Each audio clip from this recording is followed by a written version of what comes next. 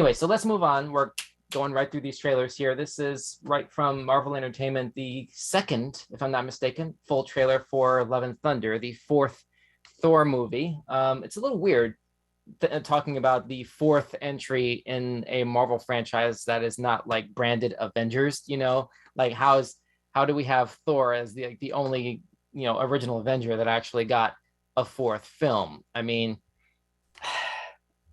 personally, I would have liked to see the journey that Steve Rogers went on at the end of Endgame, returning the stones and everything. Basically, we never got to see that. That would have made for an interesting fourth film.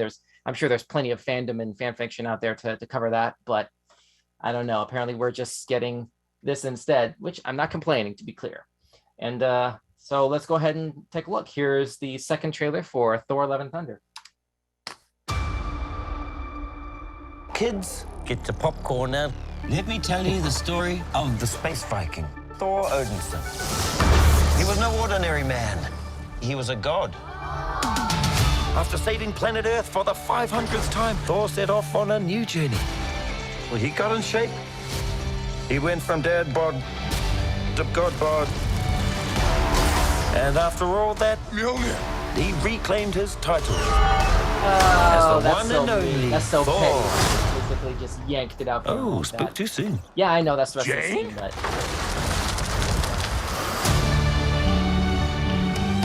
The old ex-girlfriend. What's it been like? 3, 4 years? 8 years, 7 months, and 6 days, give or take. Am I sensing feelings?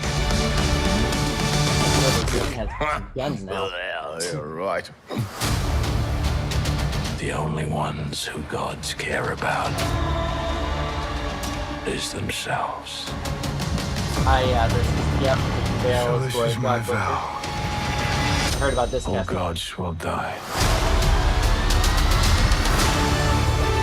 I can still, when I hear him talk, I was going to say, that was very, very impressive what you did back there. He's just my first bad guy. I'll never forget you first.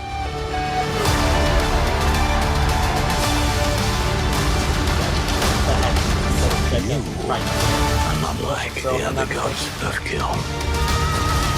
Because I have something worth fighting for.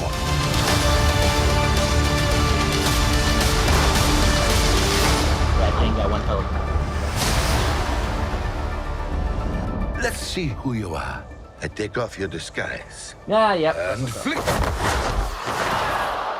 Oh, You flicked too hard, damn it! Shall we help him? And eventually, grape. Naturally. Okay. Wow. Yeah, there's a lot to unpack here. We finally got our first clear look at Gore the God Butcher, the Christian Bale character. First clear look at, well, from the front anyway, of Russell Crowe as Zeus. We got a little bit more action with Jane 2.0 here, rocking the newly repaired Mjolnir, which, I mean, I don't know how in the world they're going to explain or justify that. I mean, that thing was left shattered in pieces in the middle of that field, right? In Ragnarok, I think. Like, how are they going to explain, like, getting that back to, like, wherever Jane has been, basically? I mean, I'm surprised, frankly, that they didn't inadvertently sort of write themselves into a corner when making Ragnarok, like by having the pieces of Mjolnir just literally turned into dust after it was shattered. Like, how do you get around that? And then fast forward to this movie, and if you look closely on Mjolnir, you can see like the little cracks and the fragments, the imperfections in the hammer now, because it's been reassembled. It's like, how could you do that if it was just all dust? There's a lot of weird questions in terms of, I guess, story logic that are going to have to be answered here, but it's going to be an interesting watch, especially once again with Taika Waititi at the helm here. You heard him as Korg, that doing the whole narration in the beginning here. Like that guy's movies are always interesting and always funny, always engaging and fun and interesting to watch.